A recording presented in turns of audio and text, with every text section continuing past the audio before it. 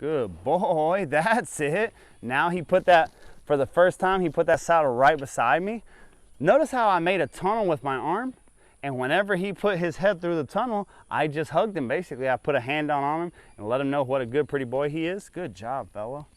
Good job, fella. I'm activating that other eye. Now, I shouldn't have to say this, guys, but don't mount the horse if you still have a leg on this side of the gate. You say I wouldn't have to say that. Oh, Michael, you're being ridiculous.